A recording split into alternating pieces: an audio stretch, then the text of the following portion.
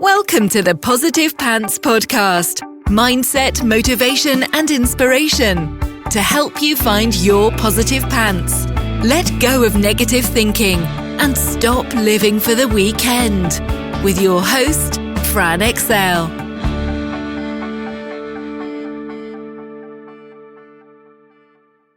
So welcome to the show. As always, it's Fran Excel Mindset Coach, helping you find your very own pair of positive pants so you can get out of your own way and live a life that you love. Thank you so much for joining me. I'm very grateful you've chosen to put me in your earbuds today. Please do hit the subscribe button so you don't miss anything, and do leave me a review. I love reading them, and it really helps me get found by other people who need to hear what I share. I'd also love you to email me your mindset and productivity questions or topics you'd love me to cover to hello@franexcel.com, because I know a lot of you think I'm inside your heads because you tell me all the time. But if I don't know what you need, I can't give it to you. So let me know. Happy New Year. So I took a delightful social media break over the holidays. It was glorious. I hope that you got the opportunity to do the same, but I am back to it now, fresh, full of ideas and seeing lots of things. So I'm hoping that this episode is going to be really, really helpful for you. So going into the new year, what habits do you want or need to change? And I mean really time to nip it in the bud stuff. In this sea of New Year, New You posts, I thought it'd be useful to highlight why 92% of resolutions fail, and fail pretty quickly. So check out why I don't think you should make them in previous episode. Can't remember the number of it, but I'll link in the show notes. It's because people don't focus on their unconscious identity and their unconscious beliefs, who they are on an unconscious level. It's the unconscious habits and beliefs that need the work, because they're what runs 95 to 99% of the show, not the external stuff. There's no judgment here on what constitutes good and bad habits either. It's not about making you wrong, in inverted commas, in any way. And I mean, some habits are very obviously not as good as others. And there is definitely an element of honesty required when you know something isn't good for you. But rather, it's what is a good and bad habit to you and for you. What gets in the way of you having what you want for your life? So it's not about focusing on the negative. It's about focusing on the positive changes to get you what you do want and to who you want to be, and making it about what you actually want for you and for your life, and forming habits around those. So most of the time, the focus is on what you don't want with resolutions, and also kind of focusing on beating yourself up for all your perceived faults, right? How about mixing it up and you work out what you want and then work out what behavioral habits you need to get you there instead? So the focus is actually getting what you want.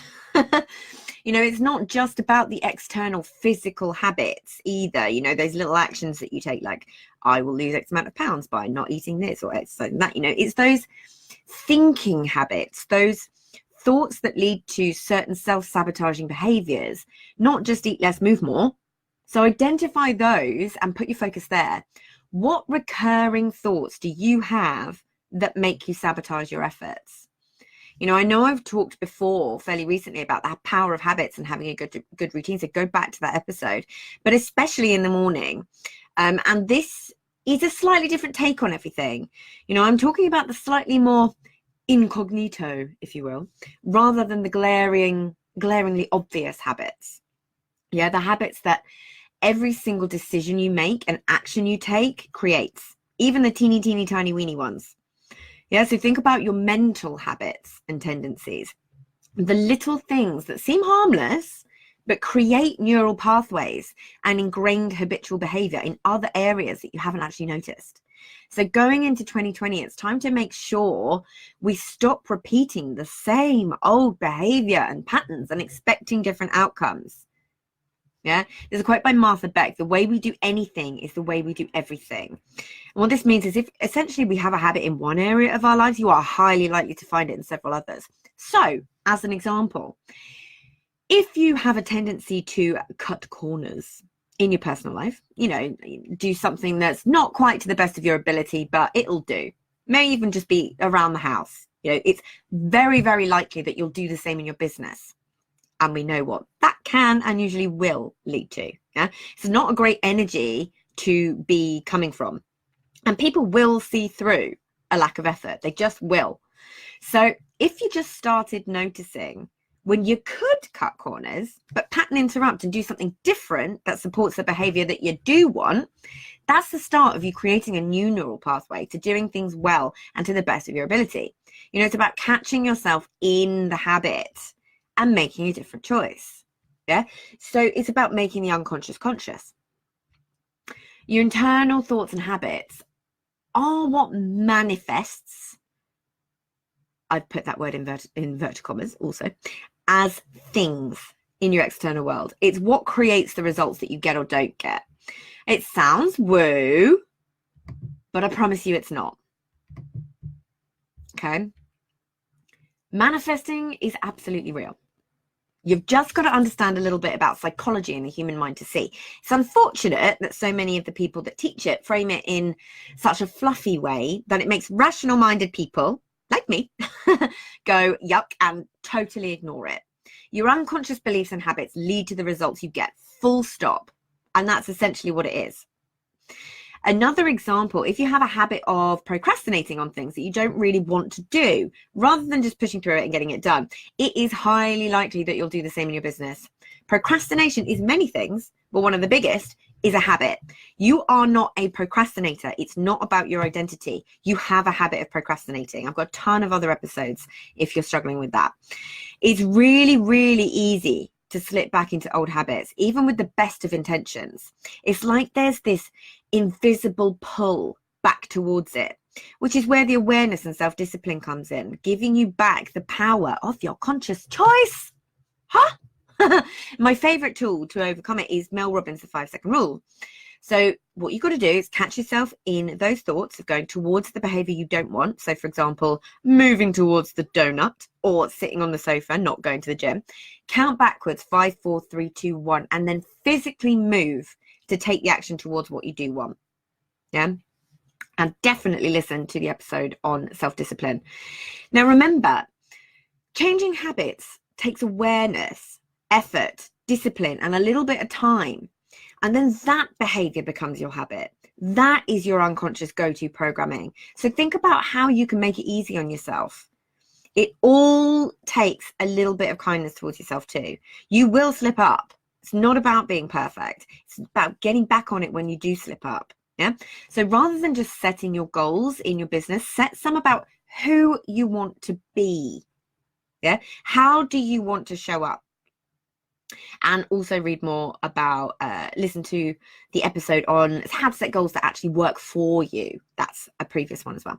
So by who do you need to be? I mean, what characteristics would you need to possess? Is it confidence, generosity, determination? Could be anything. What characteristics would you need to possess to get where you want to go? Yeah. What characteristics do you admire in the people that you follow? Write all this down and refer to it daily. Yeah. Set a reminder on your phone. It's all well and good working these things out and writing them down once. But if you do that, nothing's going to come from it, is it? It's about reminding yourself and creating that habit. So who can you model that's done what you want to do, and what can you learn from them?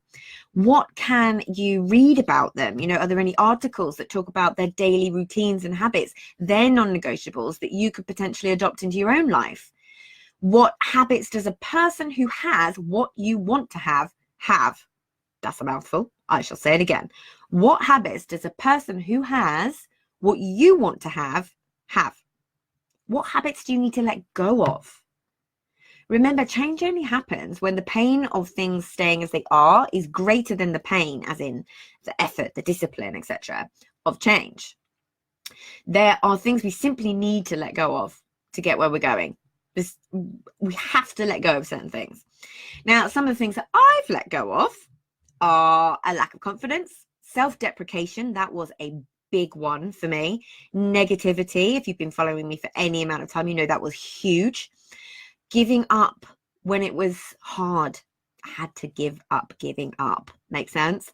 Or giving up when I didn't know the answer. I had to give up caring too much about what other people think. Laziness, not taking action through fear over investing in myself due to a lack of self-worth and guilt. And if you haven't done any money mindset work, please do yourself a favor and book in a call with me. It is absolutely critical to work through. It really, really is. It's the foundation of so much when you're running a business. I had to let go of making excuses, of not taking responsibility for my part in my results, blaming. There are loads more, but you see my point. I did all of this and then some, and there's still work to do. This stuff is continuous. As soon as you think you've sorted one thing, something else will come up, and that's a good thing. But I'm human. All of these things were habitual thought processes that I had, and 100% up to me to change in order to get where I wanted to go. And this is what I mean when I say it can be confronting. Yeah, you really have to own your shiz. Yeah, no one else can do that for you. You simply can't expect different results from the same behaviors. So what needs to change? What do you need to let go of? So for inspiration and transparency, here are a couple of things that I'm letting go of this year.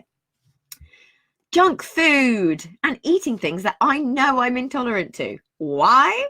Because I know it drastically affects my mood, my productivity, and my health overall, and it stops now. So whenever I have a goal, I ask myself, what are the 5 steps someone would need to take to help make this a habit in the easiest possible way? So for this one, number 1, stop going to the supermarket. It's a little more effort, but worth the payoff to go to the farm shops. And there are plenty around here, so there's no excuse really. You know, and when you do go to the supermarket, how much extra stuff do you shove in? And you're just putting yourself in temptation's way. If you don't have farm shops around you, sure, go to the supermarket, but do it online. So you stick in your lanes. Number 2, ask their chef husband to help create some basic dishes that I love, that I can always have on hand, and ask him to teach me some of the basics of cooking healthy food that doesn't just come out of a packet. When he goes away, I have a tendency to whack a chicken Kiev in the oven. Shame. Okay, guilty. Stops now. Number 3, get rid of any junk food from the cupboards, even the emergency junk food. I see you. I know you. Number 4, enroll the hubster in my cause, and we can do it together, or he can help. You know, enrolling other people, helping you so you're not in it on your own is so key. And number 5, plan more so I don't get caught in the trap of having to get unhealthy food. Thank you, self-sabotaging unconscious mind, for that one.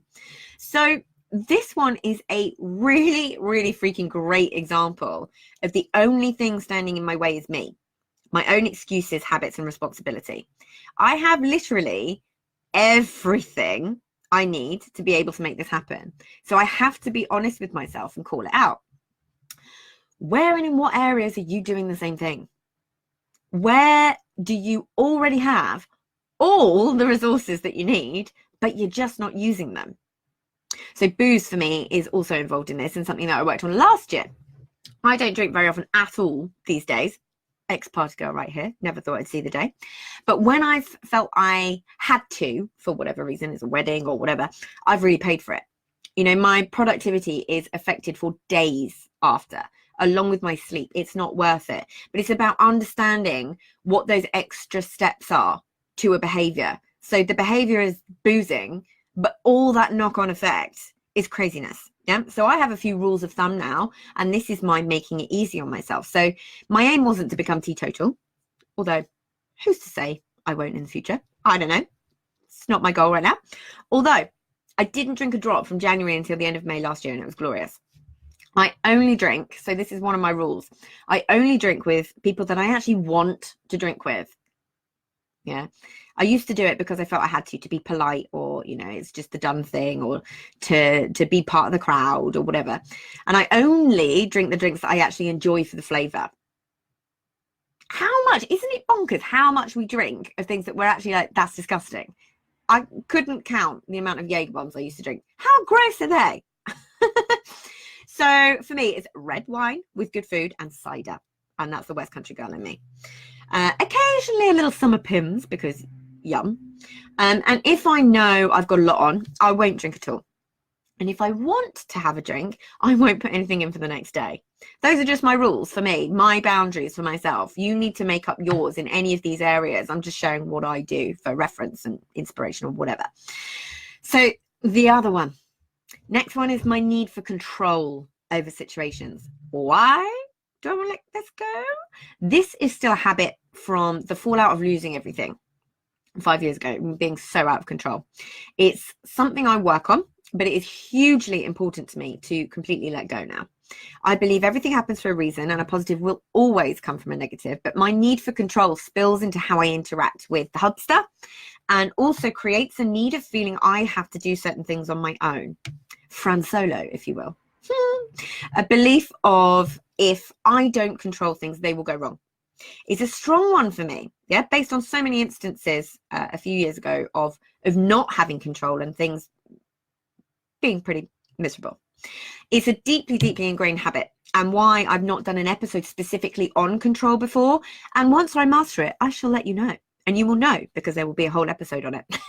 I know all the practical ways to do it, but I'm just not there yet. So in the spirit of practicing what I preach, it's an episode for another day. Soon. So this year I'm letting it go.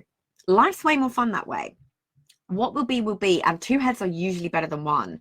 And trying to control an outcome is a surefire way to make it move further away, because you're approaching it from an I'm doing this because I don't want that to happen. So the focus is all on the thing you don't want to happen. Hello, self-fulfilling prophecy.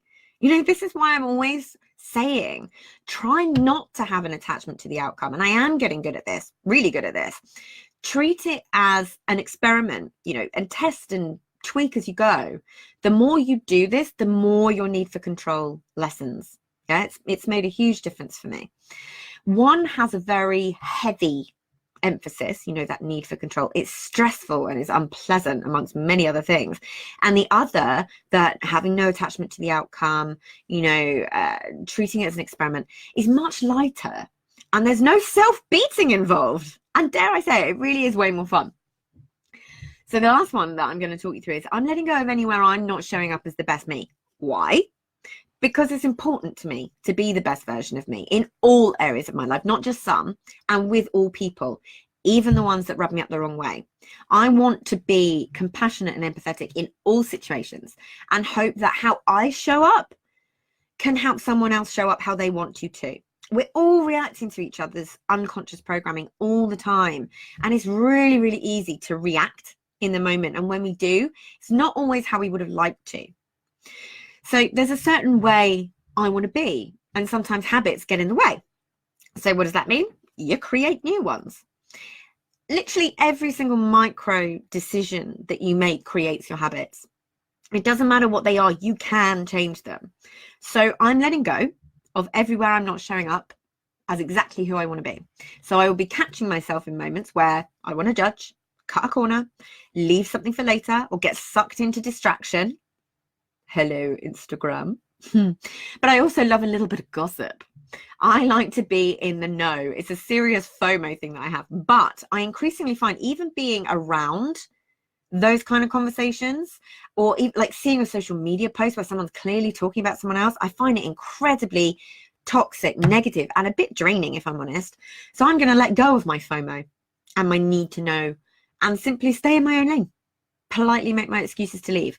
This one's going to be tough because I love people telling me their secrets. I've always been that go-to person that people tell everything to, and they know that their secret's safe, you know, since I was young. But fun as it can be, it's almost always negative.